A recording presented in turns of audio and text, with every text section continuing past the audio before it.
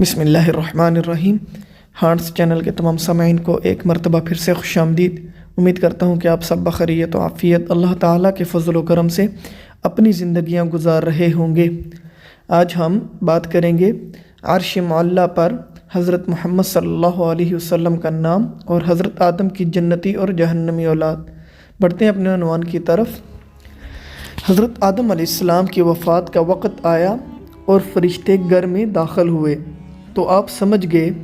اپنی اہلیہ حضرت حوا اور اپنے بچوں سے فرمایا کہ تم سب مجھے تنہا چھوڑ دو۔ اس کے بعد آپ اللہ تعالیٰ کی حمد و ثنا میں مصروف ہو گئے۔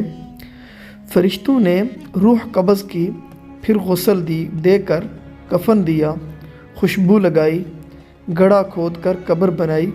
حضرت جبرائیل علیہ السلام نے ان کے بیٹے حضرت شیث علیہ السلام کو نماز جنازہ پڑھنے کا طریقہ بتایا۔ آپ علیہ السلام نے نماز جنازہ پڑھائی۔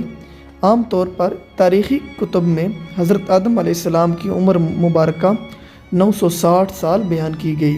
حضرت آدم علیہ السلام کی جنتی اولاد اور جہنمی اولاد۔ معراج کے سفر میں نبی کریم صلی اللہ علیہ وسلم جب پہلے آسمان پر پہنچے تو وہاں آپ صلی اللہ علیہ وسلم نے حضرت آدم کو دیکھا، جن کے دائیں جانب بھی لوگوں کی جماعتیں تھیں اور بائیں جانب بھی۔ آپ نے دیکھا کہ حضرت آدم جب دائیں جانب دیکھتے ہیں تو ہنستے ہیں اور بائیں جانب دیکھتے ہیں تو روتے ہیں۔ آپ صلی اللہ علیہ وسلم فرماتے ہیں کہ میں نے حضرت جبرائیل سے پوچھا، اے جبرائیل یہ کیا ہے؟ انہوں نے کہا یہ حضرت آدم ہیں اور یہ ان کی اولاد کی روحیں ہیں۔ جب دائیں جانب دیکھتے ہیں جو جنتی ہیں تو ہنستے ہیں، اور جب بائیں جانب دیکھتے ہیں جو جہنمی ہیں تو روتے ہیں۔ اس میں محمد عرش معلیٰ پر۔ حضرت عمر رضی اللہ تعالیٰ عنہ سے مروی ہے کہ نبی کریم صلی اللہ علیہ وسلم نے فرمایا کہ جب حضرت آدم سے لغزش ہو گئی تو انہوں نے بارگاہ خداوندی میں عرض کیا، اے میرے پروردگار، میں آپ سے محمد صلی اللہ علیہ وسلم کے وسیلے سے سوال کرتا ہوں کہ آپ میری مغفرت فرما دیں۔